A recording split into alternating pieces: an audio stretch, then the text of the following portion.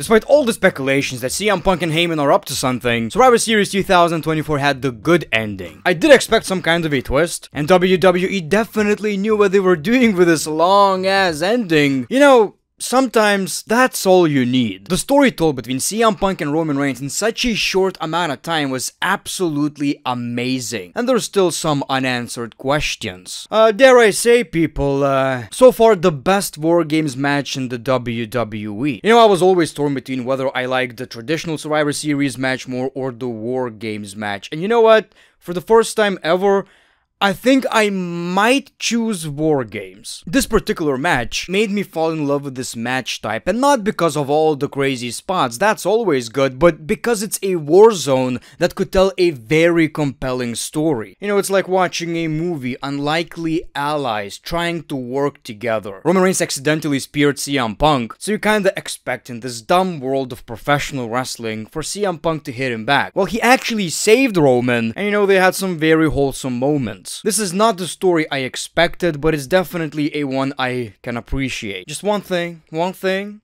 know, hot take. I wish WarGames matches were elimination matches. You know, we all have a bit of a boo-boo brain.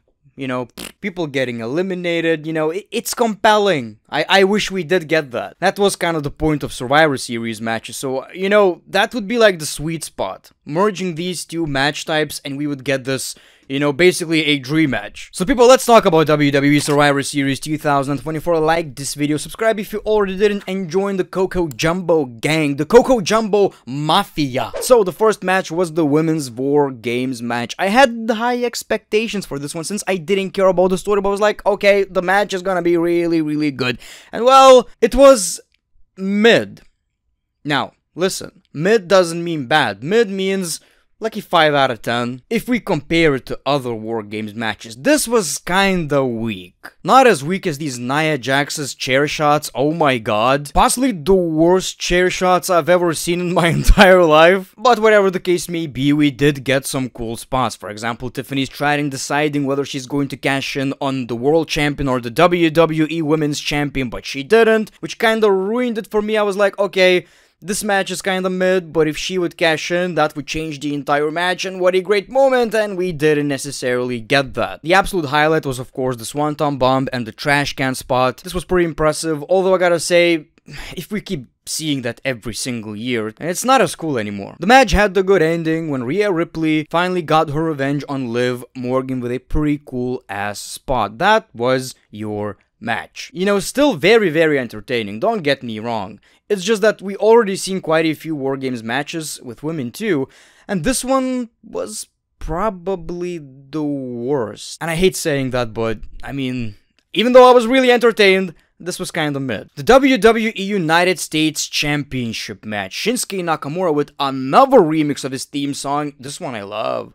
Like a samurai. You know, it has that vibe. Love it. Love it. This is better. Keep that one. When it comes to this championship match, if I one day woke up, you know, and my forehead is like this, which would be devastating, don't get me wrong, I wouldn't be as shocked as I was watching this match. So the match itself was actually pretty good, better than I expected. I mean, Shinsuke Nakamura is back, the Shinsuke we all love. It was like watching a different character, and I did expect the Black Mist, but we didn't even get that during this match. Shinsuke Nakamura using the WarGames ring to his advantage, Kinshasa to the back of the head, 1, 2, 3, new United States Champion. Oh, you gotta be kidding me, what the hell is happening right here? I would have bet big ass money, people, that Shinsuke Nakamura ain't winning this match, and LA Knight is obviously retaining, so I'm shocked. Thoughts, people? Let me know in the comments below, how do we feel about that? On one hand, I'm like, ah, oh, come on.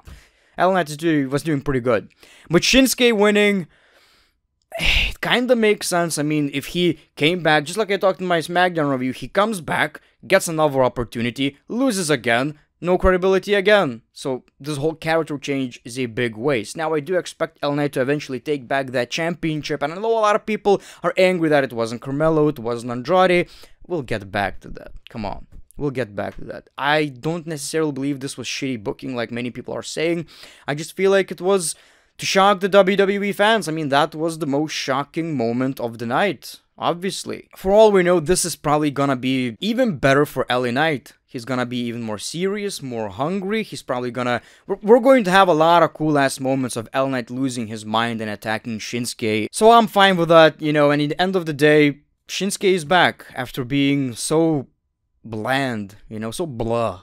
The Intercontinental Championship Triple Threat match. Okay, this was, when it comes to in-ring action, the match of the night. I mean, dude, just a perfect match. I mean, Braun Breaker, what I love about his match is dude comes out of nowhere. I mean, Randy Orton should be pretty nervous about that shit. I mean, we have a new out of nowhere guy. Man leaves it all in the ring. Ludwig Kaiser, a hidden gem, in my opinion. He was kinda out of place in this match, but he fit in, and Sheamus is Sheamus. Come on. Every time I see Sheamus in the ring, I know the match is gonna be good. Which is probably an awesome trait to have for a professional wrestler. So what I really loved about this match is that we thought Sheamus probably did it, right? It's over for Braun Breaker. 1, 2, and oh my god, that save from Ludwig Kaiser. What a heel. That was the best Ludwig Kaiser moment in the WWE so far. The heat he got. Oh my god, this was awesome. So the match continues. Ludwig has the upper hand. Again, out of nowhere, a huge ass spear. I still feel that spear right here, man. And Braun Breaker retains the WWE Intercontinental Championship. A little side note, I love this title. The more I see this championship, the more I love it. What a match.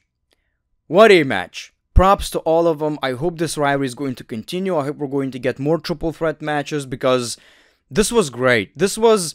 Like, I was watching this paper, I was like, it's fine, you know, it's okay. I enjoyed the matches, something's missing, and this match kind of kicked off this pay-per-view in a big way. Now, some people are probably going to be angry that Sheamus didn't win the WWE Intercontinental Championship, but I think it needs to happen like a big-ass paper, like WrestleMania. It needs to be a WrestleMania moment, so I'm not too concerned about that. Gunther versus Damian Priest. I'm not gonna lie, the first half of the match I was kind of bored because I wasn't that into the story, so maybe it's my fault, maybe it's WWE's fault, maybe it's because we already seen it, I don't know. But then, you know, the match did get good and we got some really cool ass near falls. It's like I started taking Damian Priest a bit more seriously during this match. Now, obviously we got a shocking moment, you might say. Well, Damian Priest fell, and obviously I questioned, is that a work or a shoot, brother?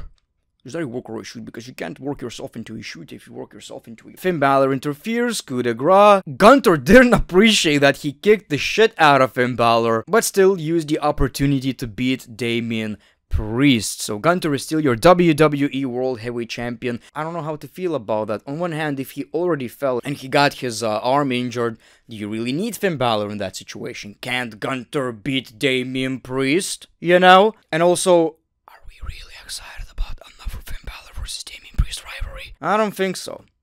I don't think so. So, I'm kinda, you know, I don't know how to feel about that, but at the end of the day, it was a pretty cool moment. Pretty decent match. I'll say this, better than expected. Now, obviously, let's talk about the main event, the men's War Games match. So, I'm not very good at talking about the match. I like to talk about the story being told. I like the little details, like the Bloodline entering together, showing they're very united, and obviously the OG Bloodline entering separately. Few things, it could mean that, you know, they're not as united as the other Bloodline, or, you know, Roman Reigns is no longer the leader.